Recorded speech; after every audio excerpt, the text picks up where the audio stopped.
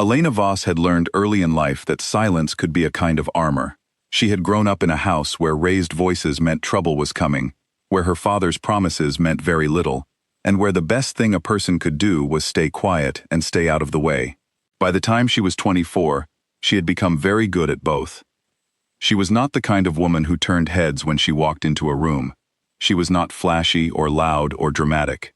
She wore simple clothes, kept her dark hair pulled back, and had a habit of noticing things that other people missed. The way a housekeeper's eyes dropped when she was embarrassed. The way a man's jaw tightened when he was lying. The way someone who was very tired tried to smile anyway. Elena noticed everything. She just never made a fuss about it. Her life had not been easy for the past 2 years. Her family's money, what was left of it, had slowly disappeared. First the cars were sold, then the house in the countryside. Then came the awkward dinners where her father drank too much and talked too loudly about deals that never seemed to close. Elena worked quietly in the background, managing what she could, saying little, hoping things would somehow get better. They did not get better. The morning Damien Krause arrived at their door, Elena was in the kitchen making tea. She heard voices in the front room, her father's nervous laugh, and another voice, low and steady and completely unbothered. She set down her cup and walked to the doorway. She had heard the name Damien Krause before. Everyone had. He was 30 years old, and already the kind of man that other powerful men spoke about carefully. He had built his family's company into something enormous after his father's death, had made decisions that his competitors called ruthless and his allies called brilliant. He had never married. He had never, as far as anyone knew, cared about anything except the business. He was standing in the middle of her family's small sitting room, looking exactly like someone who had never stood in a small room in his life. He was tall, broad-shouldered, dressed simply but expensively. His face was angular and serious, and his eyes, when they moved to her, were a very dark shade of gray. He looked at her the way a person looks at something they have already decided about. "Miss Voss," he said, "I'd like to speak with you." Her father jumped in immediately, words tumbling over each other, explaining that Mr. Krause had come with a proposal, a business arrangement, an opportunity that would solve everything. Elena looked at her father and then back at Damien, and understood, with a sinking feeling, that whatever was about to happen had already been decided before she walked into the room. The proposal was simple and cold. Damien wanted to marry her. In exchange, her family's debts would be cleared. There were conditions. She would live in his house, attend events with him when required, maintain appearances. The marriage would be real in every legal sense. But it would not be a love match. He made that very clear. He did not explain why he wanted it. Her father did not ask. Elena asked. "Why me?" she said, looking directly at him. Something moved across his face, so quickly she almost missed it. Then his expression settled back into that same calm, unreadable stillness. "You're available," he said, "and you're suitable." It was not an answer. She knew it was not an answer, but she also knew, looking at her father's desperate eyes and thinking about the pile of unopened letters on the kitchen counter, that she did not have many options left. She said yes, and she walked into that marriage with her eyes open, her back straight, and her armor firmly in place. The house was extraordinary. It was large and beautifully kept, full of expensive things that no one seemed to actually enjoy. Elena had a bedroom to herself, a room larger than any she had ever had, and she was given everything she asked for. A car, a card for expenses, a polite housekeeper named Clara, who showed her around on the first day with careful, professional warmth.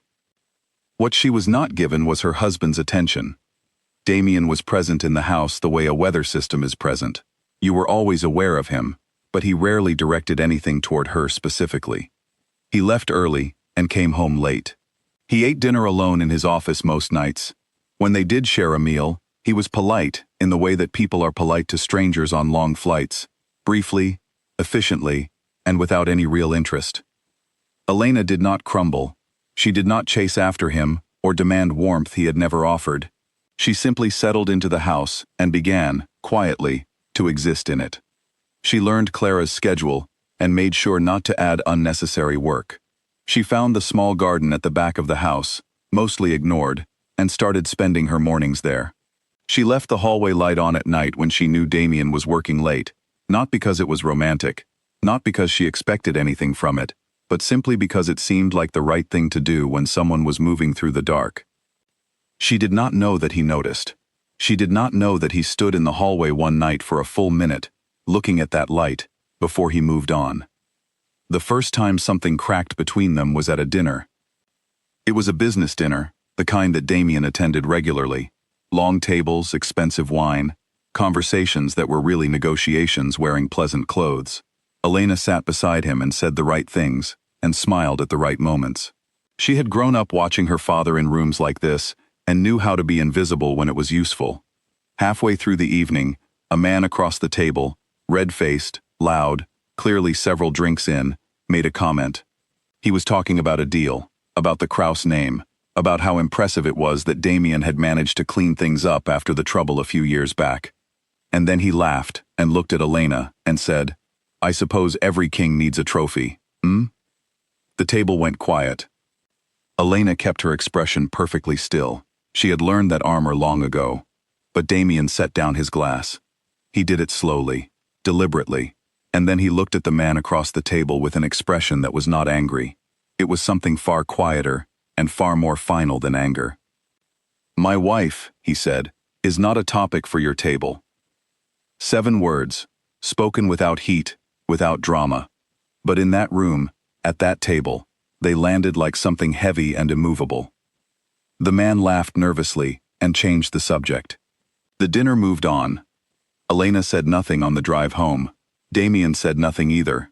But when she went to her room that night, she sat on the edge of her bed for a long time, turning those 7 words over in her mind, like something she wasn't sure what to do with. The weeks that followed were different. Not dramatically. Nothing between them moved dramatically. But the distance shifted. It shortened, slightly, the way shadows shorten as the sun moves. She learned things about him that she hadn't expected. She learned that he had a younger sister, Maya, who called on Sunday mornings and could make him smile. A real smile, quick and unguarded, completely unlike the controlled expression he wore everywhere else. She learned that he kept a single photograph on his desk, that he never explained, and that no one in the house mentioned. She learned that on a specific date every year, he went somewhere alone in the morning and came back quieter than usual, and Clara had once let slip, carefully, that it was the anniversary of his mother's passing. He was not cruel. That was what surprised her most. She had expected coldness that came from a hard heart. What she found instead was coldness that came from a deeply hurt one, the kind of hurt that a person builds walls around because they have learned, somewhere along the way, that warmth is dangerous. She did not try to knock down the walls. She just stopped pretending the walls weren't there. And somehow, that made all the difference. The truth came out on a Tuesday. Damien had spent months gathering information. It was part of the original plan, the plan that Elena didn't know about, the plan that had started this entire arrangement. He had intended to expose her father publicly, to complete what he had set out to do the moment he signed that marriage contract. The marriage itself had been the setup. The exposure was supposed to be the finish. But the information he uncovered was not what he had expected. Deep in the records, buried under layers of paperwork and redirected correspondence, he found a letter. It was old, dated 3 years ago, written in careful, neat handwriting. It was addressed to the Krause legal office. It explained, quietly and precisely, that there had been financial wrongdoing within the Voss company, that documents had been altered, that the Krause name had been unfairly damaged, and that the person writing this letter felt that someone should know. The letter had been written by Elena. It had never been sent. Her father had found it and stopped it before it reached anyone. Damien sat at his desk for a very long time after reading it. He read it twice more. Then he sat back and looked at the ceiling, and stayed there in the silence of his office, until the room had gone dark around him. She had tried to warn him. 3 years ago, when she had nothing to gain and everything to lose, a 21-year-old woman had sat down and written a letter to protect the reputation of a man she had never met. The plan he had built over 3 years began to feel very different in his hands. He came to her on a Wednesday night. She was in the kitchen, late, making tea the way she always did when she couldn't sleep. She was in simple clothes, her hair loose, and she looked up when he walked in with an expression that was open and calm. She never guarded herself in the kitchen, he had noticed. It was the one room in the house where she seemed to simply be herself without effort. He sat down across the table from her, and he told her everything. He told her about what her father had done. He told her how he had found out. He told her about the plan, the marriage, the contract, the revenge he had been building quietly for 3 years. He told her all of it, without softening any part of it, because she deserved to hear the truth, and he was tired of being someone who kept things hidden. When he finished, the kitchen was very quiet. Elena looked at her hands for a moment. Then she looked up at him. "I know," she said simply. "I didn't know all of it, but I suspected." He stared at her. "You knew," he said. "And you stayed?" She wrapped both hands around her mug. "I stayed because I made a choice. And because—" She paused, and for the first time since he had known her, he saw something uncertain move across her steady face. "Because I saw something worth staying for." Damien Krause, who had sat across from prime ministers and investors, and men who tried in every way to shake him, had absolutely no idea what to do with those words. He sat across from a woman who had every reason to be angry, who had instead chosen to be honest, and he felt something in his chest that he did not have a clean name for. He left the kitchen that night without saying much more, but he came back the next night, and the night after that. He did not fall in love loudly. He fell the way ice melts, slowly, and then all at once. He started coming home earlier, not always, but enough that Elena noticed and said nothing, which somehow made it easier to keep doing. He started eating dinner at the actual table instead of in his office. He started asking her questions, small ones at first, then real ones. What did she think about the news story on the radio? What was she reading? What had she wanted to do with her life before everything fell apart? She answered him honestly every time. She never performed. She never tried to be impressive. She just talked to him like a person who was used to being seen clearly and was not afraid of it. And in doing so, she made him want to be someone worthy of being seen clearly too. He began to dismantle the revenge, piece by piece. Not to protect her father. The man still had to answer for what he had done, and Damien made sure that happened through proper means, through legal channels, without drama or cruelty. He did not forgive what had been done, but he stopped letting it be the thing that drove him, because he could not look at Elena, and also let hatred be the most important thing in his life. The two simply could not exist in the same space. On a Sunday morning, 5 months after the wedding, Damien found her in the garden. She was sitting in the small wooden chair she had claimed as her own, reading, the morning sun falling across her hair. She looked completely at peace in a way that he was slowly learning to recognize as simply her particular way of being calm in the world. He sat down in the other chair. She glanced at him over her book. "Maya called," he said. "She wants us both to come for dinner next week." Elena smiled. A real one, the kind she didn't bother to control.